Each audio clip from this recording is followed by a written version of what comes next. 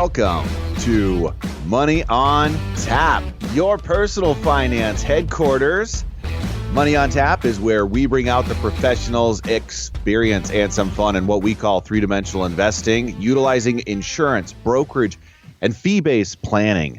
That's what we do on this show. We look at all sides of the issues and bring a fully independent planning perspective to the table. My name is Seth Krussman, and I'm joined here once again with John Ryder and Ben Brayshaw. Good morning, guys. Good morning, Seth. Good morning. We are also glad to have Eric Morton with us, who heads up our property and casualty division here at Brayshaw Financial. Good morning. Good morning, gentlemen. You can reach us at 855-226-8551 or email us at info@yourmoneyontap.com.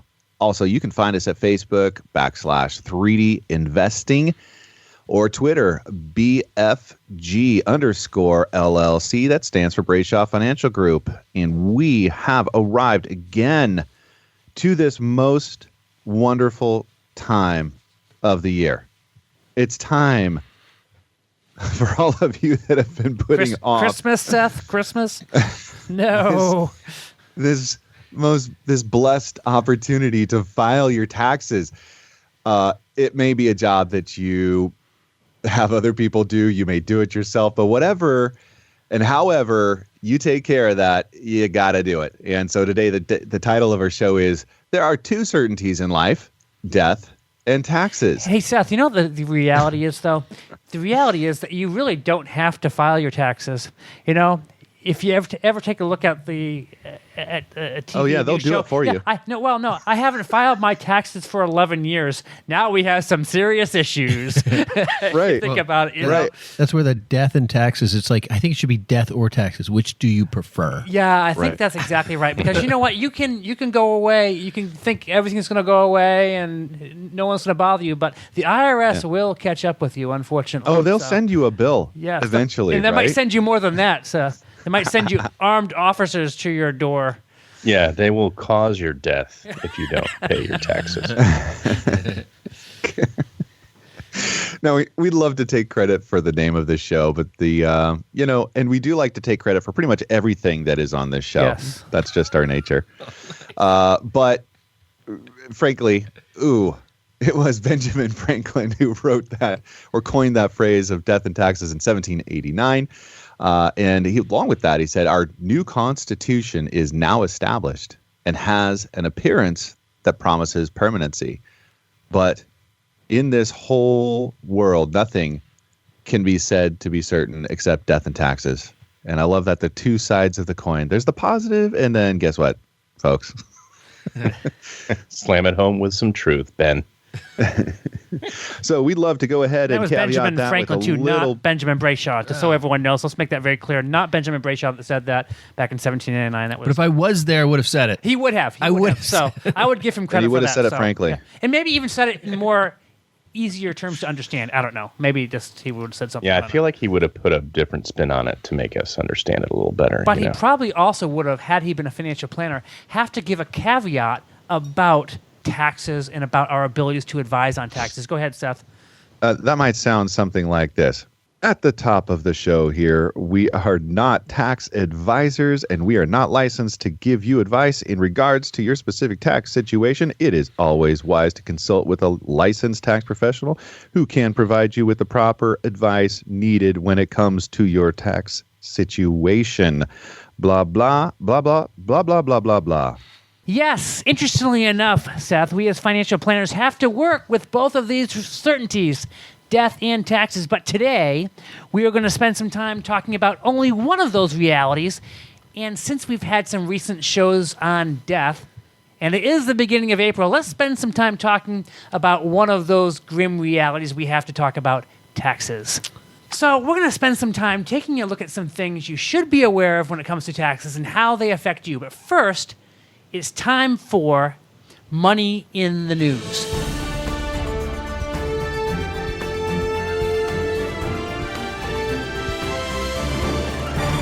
So somehow, even though we were not talking about death on this show, our first article is about death, believe it or not. So John, you can't help yourself. I can't help myself. How do we have two articles about death and taxes on a death and taxes show. That's and just Money what in the we News. do. That's what we do here on this show. Who planned it? Who does the writing? What is going on here? All right, so first article. Wall Street Journal, March 29th.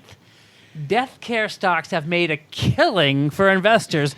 Now it's time to say goodbye. So what's kind of interesting is this. Over the past decade, there's basically a couple leading U.S. providers of funeral and cemetery services. They've reaped a total of nearly 1,300% in stock returns for their shareholders. It's about 1,000 percentage points more than the stock market as a whole.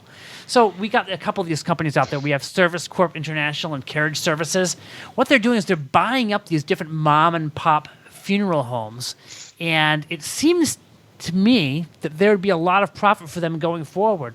But this article here states very timely, it says, dig beneath the surface, though.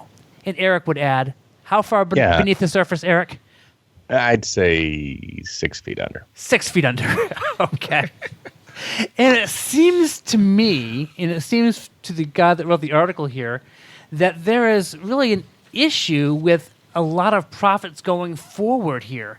And they're thinking that even though there are millions that are going to their grave, that the profits may not be there. One of the things that's kind of disturbing or stirring up the pot when it comes to these death stocks basically is the fact that people now have the ability to go online and to be able to actually get a better deal than the funeral homes are offering. So, for instance, Yeah, I think I saw that Amazon is coming into the picture here, right? Well, where is Big Amazon? surprise. Where is Amazon Big not surprise. coming into the picture here? But the fact is, people, when they go for a funeral, it's a very traumatic time for them, obviously. There's not a whole lot of research being done as far as how much things cost. Funeral directors, and it says here in the article, they don't really spend a lot of time talking about the prices. It's basically talking about all the different things they needed to honor the deceased one. But then in the end, there's a check that they end up writing for $10,000 to $12,000 when you add everything all up. So Amazon's getting into the game here and saying, hey, listen, we can give you an urn for $75 as opposed to $350. Or we can figure out how to send you to best price caskets where you can get a savings of between $3,000 and $5,000. And so basically what the guy from the Wall Street Journal is saying is this. He's saying, listen, the profit margin on these types of services are going way down. So don't expect to see these death stocks, which have done so well in the past, to escape. I really see a movement here with the DIY crowd and the home gardeners that are... Why did you link the two there, Seth? That sounds like a grave mistake, Seth. You know what? I think it's interesting to me that this is turning into also the Best Buy effect, where folks will go down to their local funeral home, take a gander at the wares, and then rush home to make that purchase online. That slightly boggles my mind.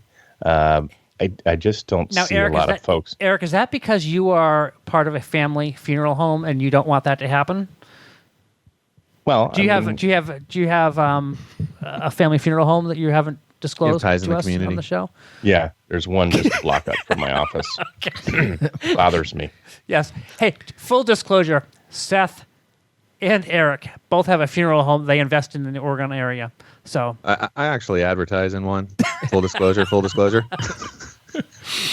Well, you know the thing about this area, like, there is so much demand with the baby boomers and what's going on, and we've got 90 million Americans or so going over age 65 in the next 20 years. That's 120 million Americans. That's 38% of our country is retiring or retired, and death is certain, and the demand for caskets and urns is going to rise, and there's going to be value. And I think we could probably run off and say, hey, everyone's going to go buy the Amazon casket. But the truth is we're going to do this show, and I'm not going to buy a casket after listening to the show. Put it?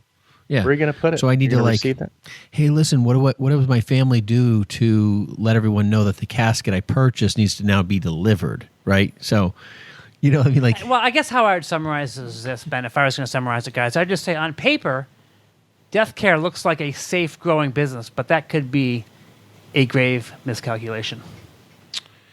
Oh, there he is. Johnny brings it home. All right, so moving on from death, it's time to talk about tax refunds. We were talking about this last year, guys. We were talking about, with the Trump tax cut, kind of how things would look. And it does appear that there have been higher refunds coming to folks as a result of the tax cut. So we're looking. You know how I know, John, is I go to Facebook and I see where all of my friends and family are vacationing this year. There's been a lot of people that are no longer going just an hour west of us to the beach this year, but they're now in destinations like San Diego or Sacramento. Yeah. No, there has been a lot more vacations. Fresno, for instance, is a hot Well, spot. I mean, the tax law changes have really simplified a lot of things for a lot of people. I think the statistic, and don't quote me on this, but the statistic was like 20% of people were itemizing their taxes. And with the tax law changes, they've reduced it down to changed. Like 7% or something of people are itemizing. So if you're itemizing, but they've also let go a lot of people from the IRS because they know they don't need as many people to do audits and so forth. So that's an interesting twist. But if you're a renter, like if you're generally just renting a home or renting property and so forth, like the tax cuts were phenomenally strong for you because you couldn't deduct the rent. And, it used to be that you would get an automatic $12,000 married filing jointly deduction. Double now. And now, automatically, before you deduct anything, you just get $24,000. So they've doubled that for married filing jointly. So, if you were only deducting, if you could only come up with $6,000 and you just got the automatic of 12, now you get an automatic of 24. Hey, you know what's funny, Ben? We're going to talk about that later on in the show because that is a major tax incentive for people. Yeah. We'll talk about that. It makes it a lot easier too, and we'll talk about that. What I wanted to highlight here was about the refund scare. Might have been much ado about nothing. That's the title of the article from Dan Kaplinger, and it's basically talking about the tax reform act that took effect in early 2018. And there's a lot of people out there that were scared that tax refunds might come in a lot lower than expected. That had many people panicking, citing concerns about withholding practices and leaving many to feel like lawmakers had misled them about the impact of tax reform. But as tax season has progressed throughout this year, the numbers on the refund front have looked better. Tax refunds have not only jumped back to more attractive levels, but have also eclipsed the typical amount from last year. And that has many more hopefuls about their prospects to get money back from the IRS. So typical tax refunds now are up above $3,000. Would love to say I had a $3,000 refund coming, but I don't think that's happening. But anyway. How much? John, I'd like to ask directly. How much do you have I think it's going back? to be zero this year. Zero. Well, that's perfect. You planned perfectly. Yes. Okay, so anyway, though, the fact Such a good is that planner. as recently as February 8th, the refund was around $2,000. So we've been seeing a steady progression of refunds going in the right direction. But this is refunds on top of people who are actually, pretty much most of America is getting a little bit more money in their paycheck. Right. These are refunds on top of that. So, when you start thinking about the fact that you've gotten a refund and you're taking home more, making maybe even the same money, it's a pretty impressive tax benefit that's happening to all of the middle class and the lower end on the pay scale. So one of the effects that we plan on seeing this next year is the national debt go down by at least $1 trillion, right? Is that the correlation that we plan on seeing there? I heard nothing about the national debt going down. All I hear about is it going up. But were you making that up, Seth? I make up everything. I'm just full of Disclosure. Can you read that Yes. disclosure one more time? Yeah. Just a refresher for everyone listening. My name is Seth Krussman, and I make everything up. Okay, good. All right. Is that it? You got anything else there? Well, the thing is, you were saying how people are starting to use their refunds for different things. So you're seeing people use it for vacations and all that? Again, that was me spending time on Facebook while we were recording this radio show and realizing, hey, everybody's in Malibu, everybody's in Hawaii, and yeah, no, that's I agree. I have seen a lot more travel going on in and around the area. I don't know about you, John, but I mean, I think about the winter break we just had, and I mean, it seemed like everyone was going somewhere. I know some folks that are in the trades business, Yeah. and what they say is that typically, like right now, believe it or not, it's kind of a very, very slow time for them. Not a lot of issues with plumbing, not a lot of issues with HVAC and all that right now. But they say typically right around April 15th, right after tax time, people start getting their refunds back. So in May, June, and all, they start seeing a big, big increase in the amount of work because people say, well, you know what, I've been meaning to put this system in, and then they get their tax refund back for $2,500, and they say, hey, I'm going to spend. So this, the owner of the company that I was talking to here in town was basically saying that, hey, we tend to get a lot busier because people are starting to do some of the projects they need to get done, and they have a tax refund, and that's kind of what's fueling what they're the work. doing, John, is they're getting back from their family vacation to Hinsdale, New Hampshire. Everybody knows you go there straight from where you guys are from. Absolutely. And then when you get back, save some money, go to Hinsdale, and then you can take care of the HVAC.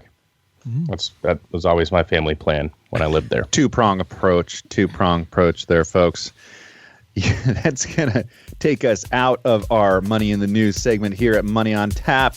You can reach us at 855-226-8551 or email us at info@yourmoneyontap.com. Hey, we're going to be right back. We're talking about two certainties in life, death and taxes. Don't go anywhere. Hello, my name is John Ryder, a partner with Brayshaw Financial Group and one of the co-hosts of Money on Tap. 10,000 Americans are turning 65 every day, and planning a successful retirement today is more challenging than ever, with a roller coaster stock market, political and economic uncertainty, and so many unknowns when it comes to the escalating costs of healthcare. Let us show you how we utilize the 3D method of investing, utilizing insurance, brokerage, and fee-based planning. Using our experience, let us help you plan for a successful retirement. Now is the right time to start getting help. Give us a call at Brayshaw Financial Group at 855-226-8551. Headquartered in Bedford, New Hampshire, we have offices across the country. We would love the opportunity to meet with you. There's absolutely no cost or obligation to meet with us, and we welcome you to our offices. Call 855-226-8551 today. More Money on Tap in just a moment. Patriots tight end Rob Gronkowski announced his retirement from pro football in March 2019. Prior to his retirement, our Money on Tap guys gave him kudos for his excellent strategy for handling his finances. We'll pay homage to Gronk on today's Cliff Notes edition of Money on Tap. I am very excited to mention Rob Gronkowski, who is our kind of hero of the day in the financial world. I think we're going to just... and on the field, too. On the field, Yes. Absolutely. To be able to earmark somebody as well known as Rob Gronkowski, who has showed good talent on the field, strong standards financially that we're going to go through, and has been a community guy on top of that. I mean, there's a kind of a win-win-win here. Okay, so this guy earned $10.5 million last season, including a $2.5 million bonus for being named All-Pro. Fifth time in his career that Gronk has achieved that honor. But he hasn't spent a penny of his contract money from last season. In fact, he says he hasn't touched any of his career NFL earnings, including the 6-year, $54 million contract he signed in 2012. What is this poor guy doing? Is he like on the streets because he hasn't spent any of his money? Well, the fact is he has lots of endorsements. Everyone budgets the way they budget. I found that people either budget poorly or they budget well, right? So, but everyone has a budget. It's just like either spend it all or don't. Some people say they don't have a budget, but yeah they do. They do. Gronk has decided, hey, I'm going to save all my money from my earnings with the Patriots, and I'm going to spend my contract money for all the in-person performances or all the different things that he's doing. He's spending those dollars. Even that, he's saving some of it. Yeah, he says, I live off of my marketing money and haven't blown it on any big money, expensive cars, expensive jewelry, or tattoos, and still wear my favorite pair of jeans from high school, which is, I think, kind of funny. Come on. Well, I gotta find out like what the brand name is because I'm gonna start outfitting my kids in those. They just apparently never wear out. I know. Hey, so he was just on this show. It was called, as a video series called Kneading Dough, and he said that he still lives by the same code, spending only the money he earns from endorsement deals with Dunkin' Donuts, Nike, Bard & Yammer, which I'm sure is a lot of money. Okay, so let's not say he's only getting paid $20,000 a year for endorsements. We all know that's a lot more than that. But he says instead of blowing his money, he's been investing. He's happy with the results. Thanks for joining us for this Cliff Notes edition of Money on Tap, with great tips from the pros in three-dimensional investing. utilizing insurance, brokerage, and fee-based planning. And now here's more Money on Tap with Ben, John, Seth, and Eric. Welcome back. You're listening to Money on Tap, your personal finance headquarters, where we bring out the professionals' experience and some fun in what we call three-dimensional investing.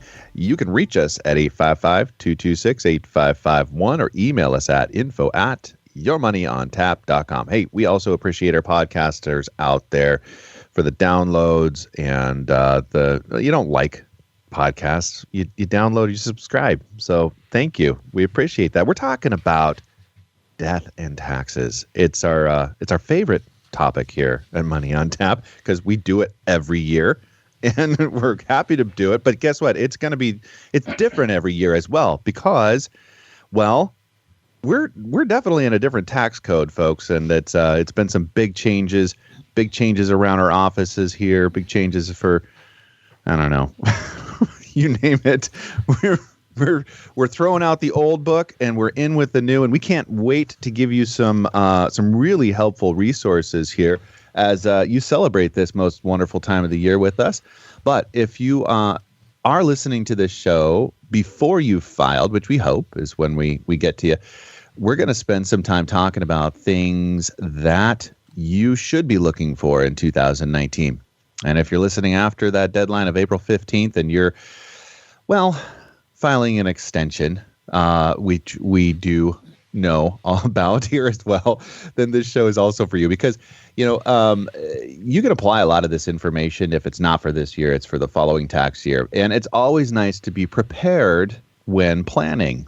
I think we spend a lot of time, and probably the first round of this piece will be, dedicated to the self-employed, listener, which we have a lot of. And Seth, you mentioned filing an extension, and I think, a lot of self-employed people have to file extensions. I mean, I just think about a lot of the people we work with who are still, some K-1s like literally just came out. Is that the most annoying thing? Okay, so it just seems like, these last several years, we've been having a lot of those forms that actually come out. And a lot of times people are saying, hey, where's my form? Where's my form? A lot of these companies take a while before they actually get to it. And so they're not really providing those forms on time. So sometimes people, unfortunately, get forced into a little bit of a situation where they need to file an extension because they don't have the actual tax form they need yet. Yeah, and I mean, and sometimes they're looking at us like, hey, where are those forms? Do you know how I can get that? And it's like, we can't control some of them. I mean, one thing I think the government has done intentionally is not allowed financial planners or advisors or anything to actually handle any of the tax documentation because, that's probably where a lot of, inappropriate actions would occur. Oh, I don't want this guy to see these taxes this year. That would be horrible. Those are types of things that we'd have zero Somebody would influence. do that? I know. Can you believe it? Oh. Okay, so anyway, we're going to be talking about self-employed folks in the first part of our show. The second part of our show, we're going to be talking about a little bit about the differences between tax deductions and tax credits. And that might be interesting for some of you as you're starting to think about, hey, I need to get this tax return stuff going now. But really, our first thing that we want to talk about is let's talk about some tips for the self-employed. So if you're self-employed out there and you have that wonderful responsibility of paying in your taxes just like everyone else out there, then these are some things that you might want to pay attention to. So the number one thing that we often recommend, or that tax professionals would recommend that people do, is to make sure that you keep up with quarterly estimated tax payments. Ben, we had a gentleman in our office the other day, and he made a very interesting comment. This guy is a self-employed guy. He is actually in a business which does a lot of excavation and that type of thing. And he made an interesting comment. We were talking about getting behind when it comes to retirement. And he says, yeah, you don't want to get behind in retirement. It's kind of like getting behind with the IRS, because once you get behind with the IRS, it is really, really hard to catch up. Kind of almost like credit card debt. If you think about, these people out there that have, $100,000 of credit card debt, it's hard to ever get ahead unless you fall into some money or you figure out some way to take those take those liabilities that you have and spread them over a period of time, because you can get behind. So what tax professionals recommend is that you keep up with paying quarterly estimated tax payments. So what does that look like?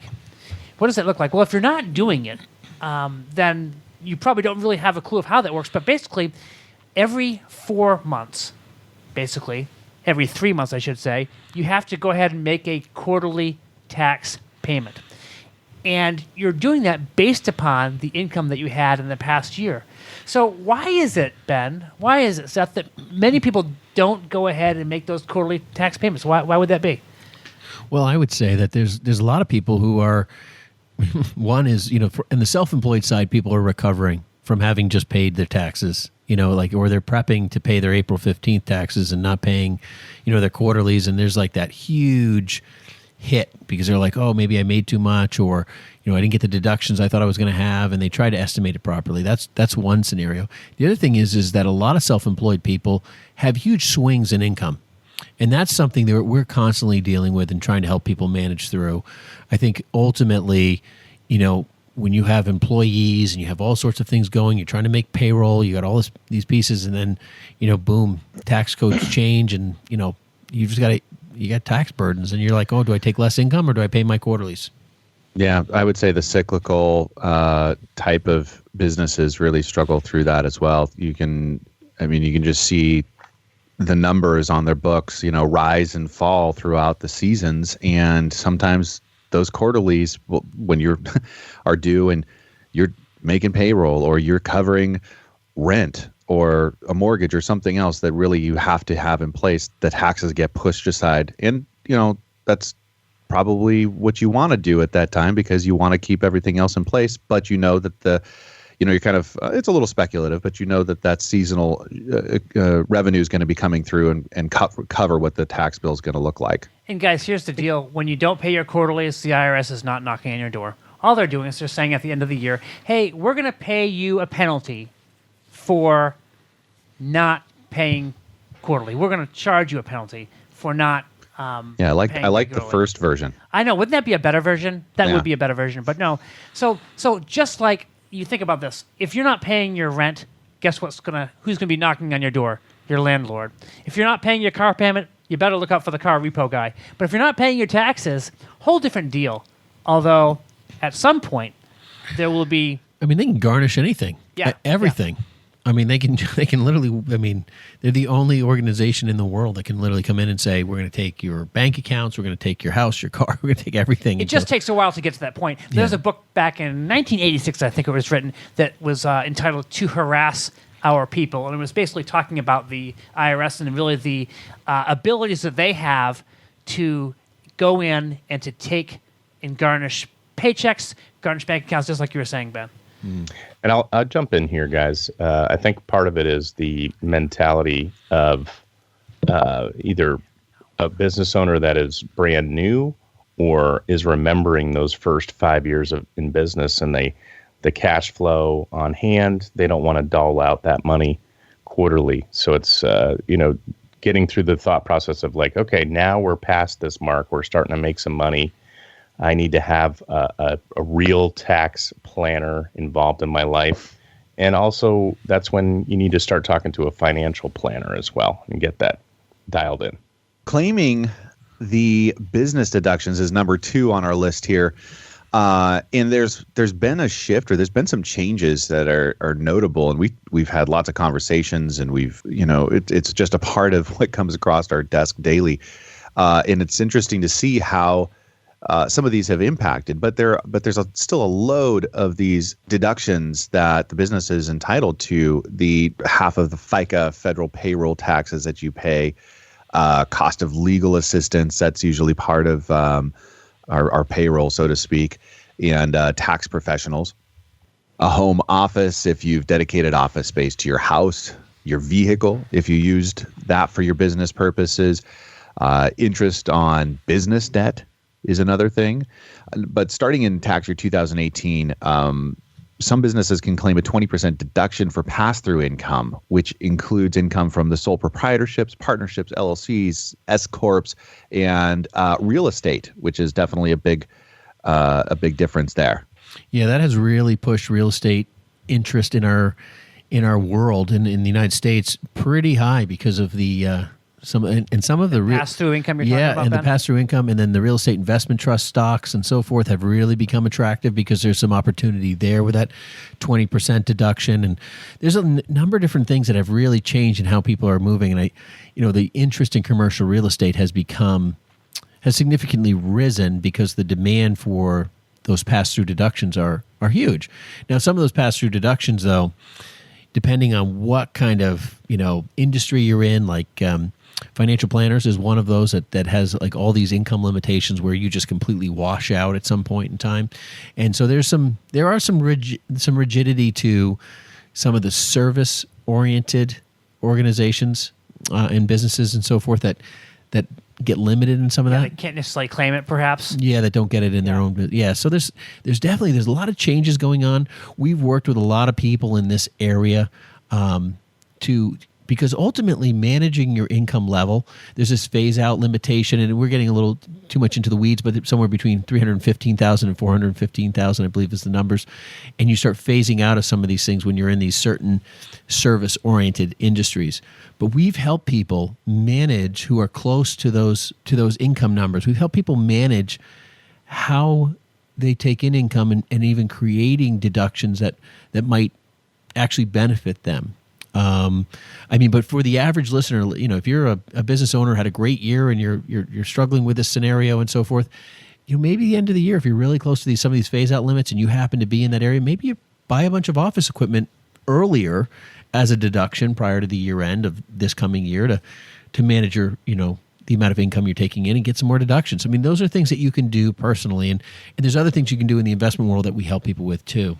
Number 3 on our list is understand how your business structure affects your liability, your tax liability.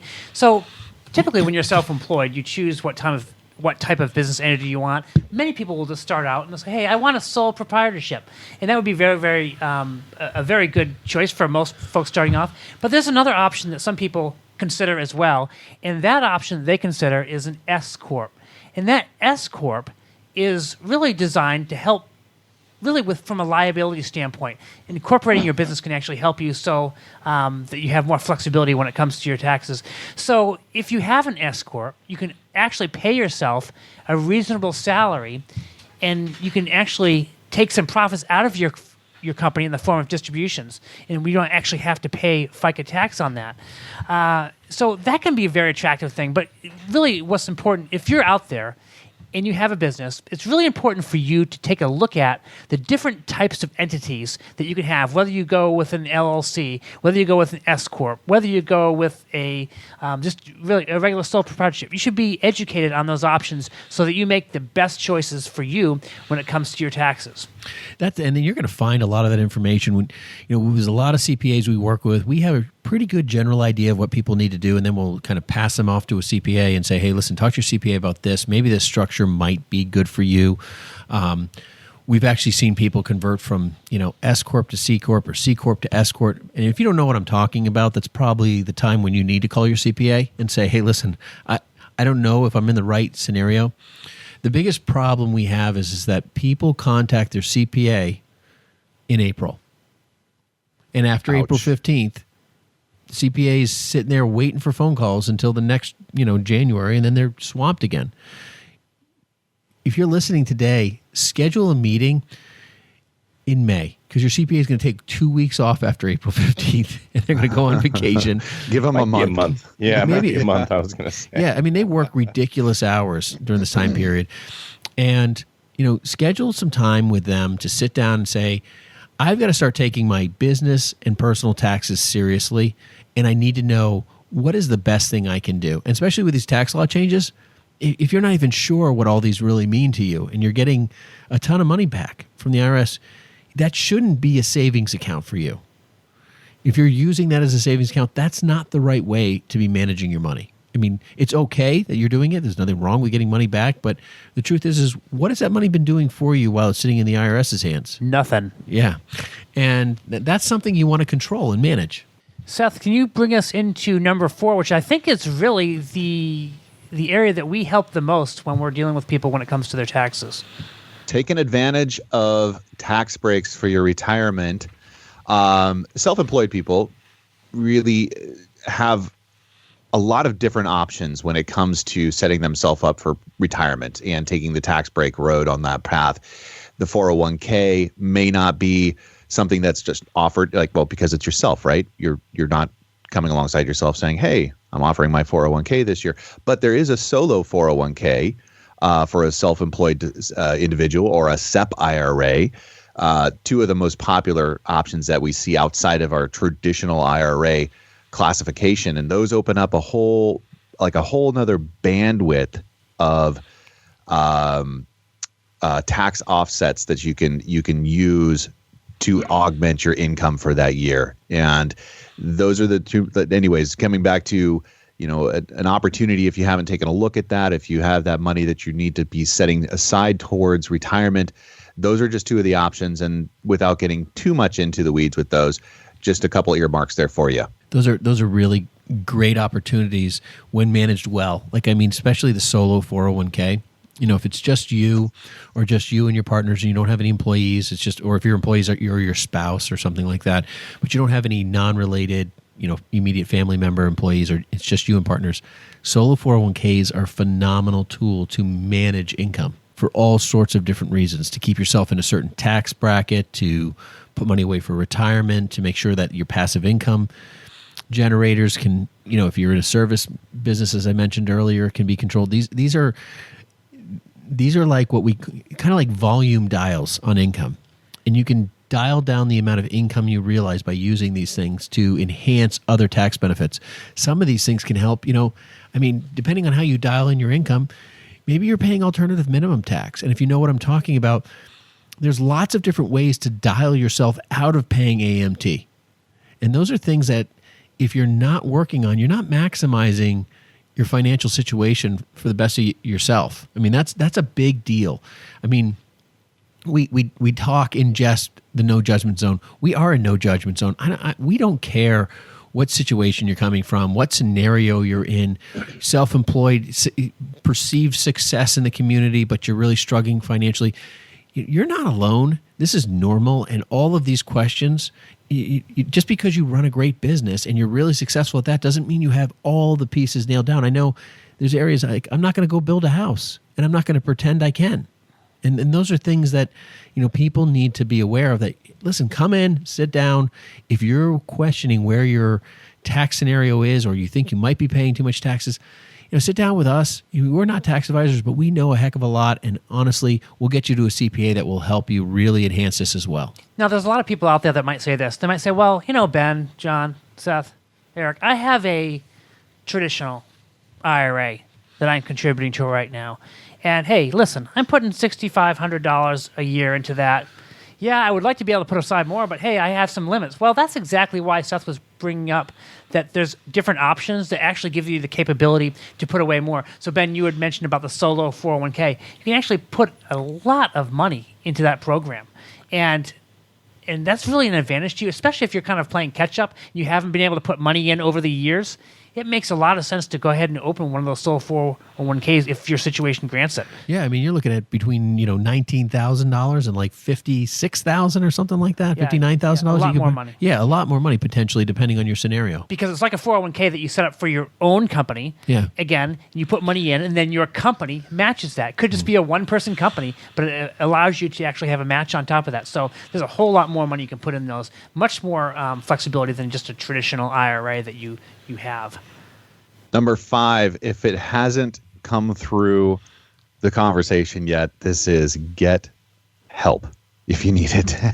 That's what we're here to do. But this is not a help like, oh, I'm lost and I'm dying. Like, this is, even some of the most successful people we meet can improve their situation, because this is not a cry for help. This is a, hey, no. I want to do it better. Let's make this. Yeah. Let's make this thing sing. Let's make this thing smooth as best as possible.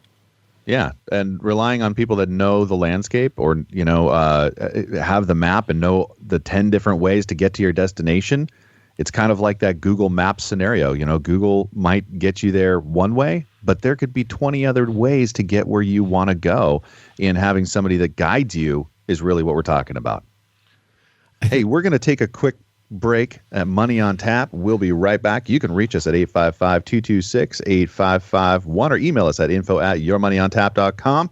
Also appreciate all of the likes and downloads and subscriptions out there from our podcasters. If you're not a podcaster and you're checking it out, lots of venues, Apple, iTunes, Stitcher, just a couple of them. And you can go back and listen to this show again or some of the other shows that we have out there. Appreciate you listening to Money on Tap. We'll be right back with more of Two Certainties in Life, Death and Taxes. Hi, my name is Seth Krussman, partner with Brayshaw Financial Group and one of the co-hosts of Money on Tap. One of the biggest concerns and largest expenses people face today is taxes. Without thoughtful planning, taxes can destroy future retirement dollars, eliminating the possibility of a timely retirement or dreams of what you want retirement to look like. If you're like most people, you're getting closer and closer to retirement, and you may be wondering if you're taking the right steps. Will my income be enough? Will rising taxes force me to give up my dreams? How does inflation factor into all of this? These are real concerns, and you're not alone. Putting a plan around your financial future is what we do. If you have questions when it comes to your financial security, and if you're looking for a personalized solution, contact us at Brayshaw Financial Group, 855-226-8551. It's time for you to start getting answers to your questions. Headquartered in Bedford, New Hampshire, Brayshaw Financial has offices across the country. We'd love the opportunity to show you how we can help. There's absolutely no cost or obligation to meet with us. Call us at 855-226-8551. 855-226-8551. More Money on Tap in just a moment. On this edition of our Money on Tap Cliff Notes, John Ryder shares one of the more unusual questions posed to him by a client about an insurance policy. The most bizarre question that I have ever gotten was from an assigned client, and this guy had a life insurance policy through the company in which I work. This was not a policy, again, that I had sold him, but he said he wanted to know what the suicide clause was on the policy. I didn't know the client, but it was kind of unsettling. I was kind of like, that's kind of weird. He didn't really want to chit-chat at all. He didn't want to really talk much, but he just asked me politely what it was. Now, if people don't know this, there's typically a 2-year clause in the policy, which basically means if you attempt to take your life in the first 2 years of the policy doesn't even pay out, but it will only pay the premium back that was paid in the policy. So I don't remember what my exact conversation with him was, but in looking up his policy, he'd had it for a number of years and it would have paid out. So I think I said something to him about it, but there may be other solutions for him to consider is kind of what I was saying. To my knowledge, there's never a death claim on the policy, but it was really a pretty unusual question. Thanks for joining us for this Cliff Notes edition of Money on Tap, with great tips from the pros in three-dimensional investing, utilizing insurance, brokerage, and fee-based planning. And now here's more Money on Tap with Ben, John, Seth, and Eric. Welcome back. You're listening to Money on Tap, your personal finance headquarters. Money on Tap's where we bring out the professionals' experience and some fun in what we call three-dimensional investing. You can reach us at 855-226-8551 or email us at info@yourmoneyontap.com. You can also find us at Facebook at 3D Investing. We are talking about two certainties in life, death and taxes. Both are very exciting for us to jump into Yes. and conclude here and wrap up. Hey, Seth, one of the most interesting, I should say, maybe most often asked questions that we get when it comes to taxes, when people are chatting with us about them, or they might say this. So what's the difference between a tax deduction and a tax credit? And there are some major differences out there when it comes to the two. Ben, what would your answer be when it comes to the difference between a tax deduction and a tax credit?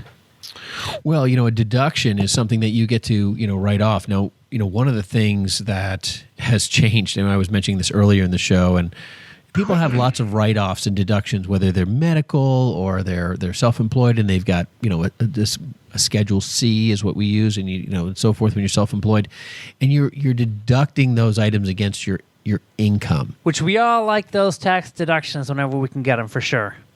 Now, a tax credit, though, is a dollar-for-dollar reduction in your actual tax bill. I like that better. Yeah, that's much better. So, like, for instance, right, if you make $100,000 and you donated $30,000 to charity, your deduction would be taking $30,000 off your income. You have But- something to do about that, right? Like that's something that's an action that you can take to have an effect or an influence over your taxes, right?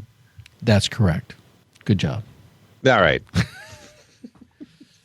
But a credit is literally against what you owe the IRS. Okay, so if you owe $1,000 at the end of the year and you get a tax credit for $500, then You're going to owe $500. Yeah, nice. You're going to Okay. owe $500. Yeah. And so that's really the simple way of defining that. And a lot of people, like when you say, "Oh, you're going to get a tax credit," you got to be careful because I hear a lot of financial professionals. I mean, and they mean well, and they use credit and reduction, deduction almost Interchangeably, right? and Yeah. they're totally not. And Yeah. that's something you really need to be careful about and how that's handled, because you need to listen carefully when you're talking to somebody, because I had to talk to somebody one time about the difference between a deduction and a credit, and they were Yeah. like, and they knew what the difference was, and I was like, they're like, "Oh, credit? This is a yes, it's a credit." Oh, okay. So those are the types of things that you want to be careful of. Yeah. Okay.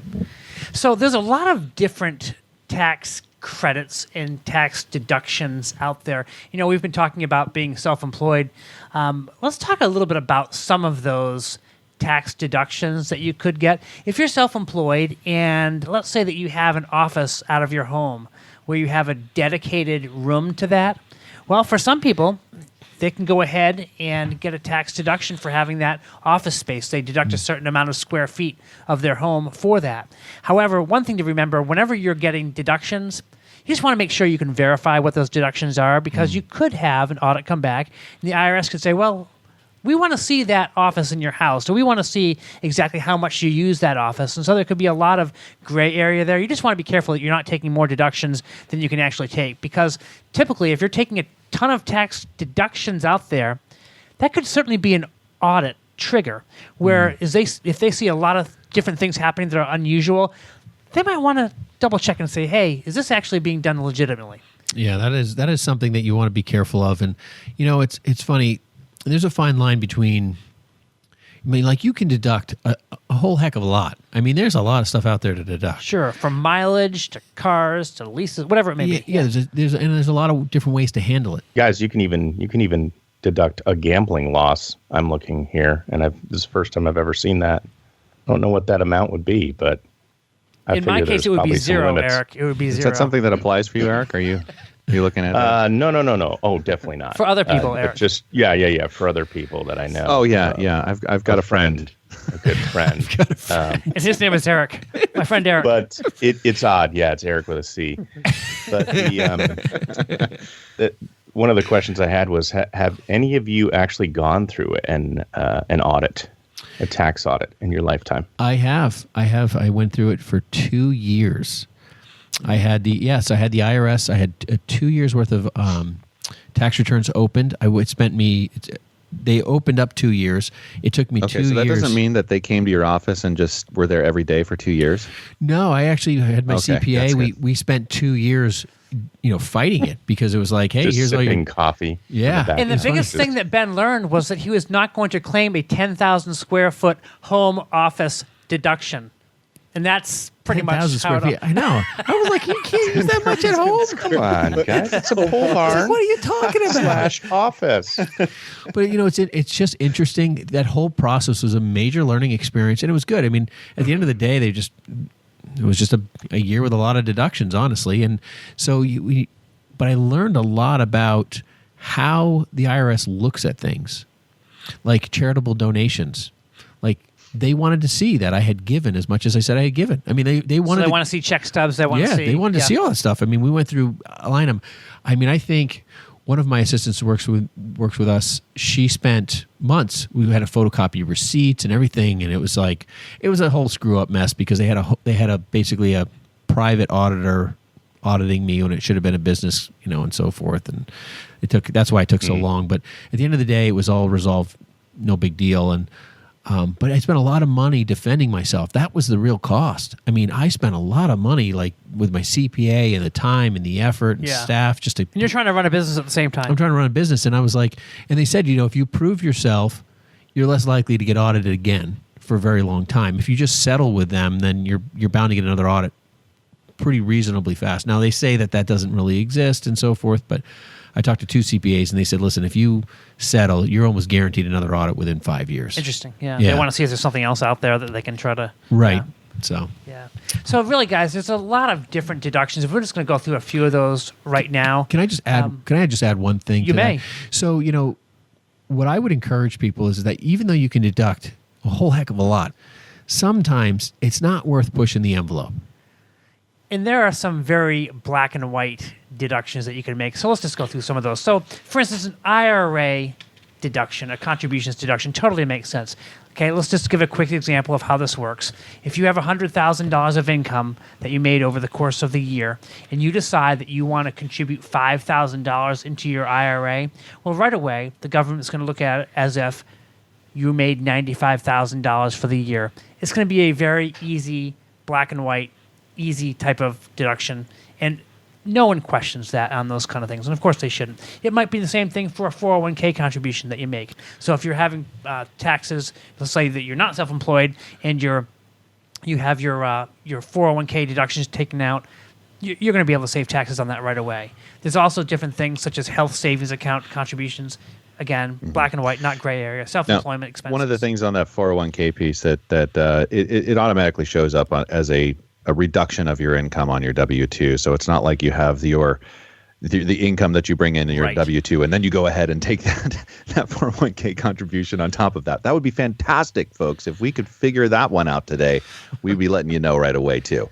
If you're in the position where you have your income is at the level where you can get the earned income tax credit, totally take that. I think you just have to be aware of these. And Ben, as you were mentioning earlier, taking charitable donations deduction. Medical expenses sometimes are able to be deducted as well. We do a number of charitable lead trusts donations where people actually get large income tax deductions, large deductions off their income due to doing those types of programs, and those are they can be pretty advantageous to the investor who needs a large deduction and so forth. So there's a lot of things in the charitable world that you can do that can benefit both sides, and that's what they're designed to do. Yeah, if you're listening to the show and you're thinking, "Wow, I made a lot of money this past year," and you really have not come up with some very legitimate deductions to make, well, you should talk to someone that can help you with that. And as investors and as financial advisors, we're able to give you some advice that will really be able to help you save in the future when it comes to your taxes, because there's nothing like making a lot of money in 1 year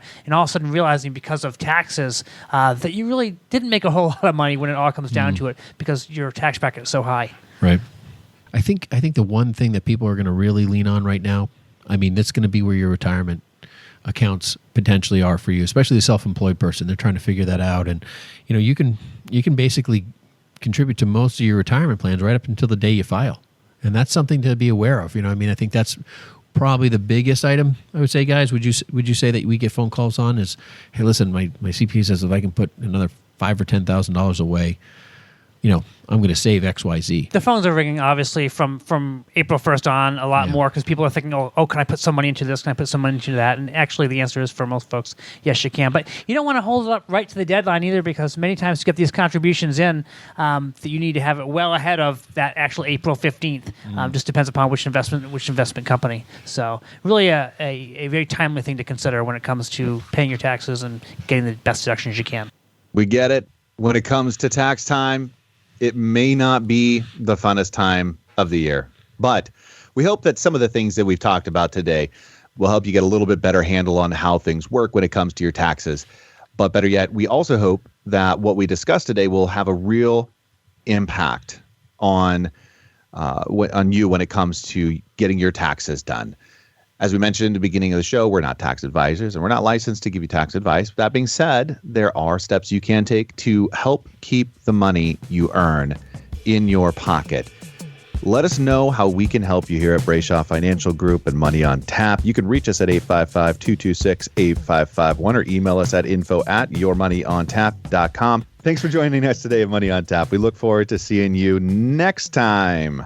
The views expressed are not necessarily the opinion of this radio station and should not be construed directly or indirectly as an offer to buy or sell any securities mentioned herein. Investing is subject to risks, including loss of principal invested. No strategy, product, material, or tool mentioned can assure a profit nor protect against loss. Please note that individual situations can vary. Therefore, the information, products, materials, or tools mentioned should be relied upon when coordinated with individual professional advice. Past performance is not a guarantee of future results. This show may be subsidized in whole or in part by a product sponsor or issuer. Securities and advisory services offered through SagePoint Financial Incorporated, member FINRA SIPC, and a registered investment advisor. All other services offered through Brayshaw Financial Group LLC are independent of SagePoint Financial. SagePoint Financial and Brayshaw Financial Group do not provide tax or legal advice. Main office is located at 116 South River Road, Bedford, New Hampshire, 03110, and can be reached at toll-free 855-226-8551.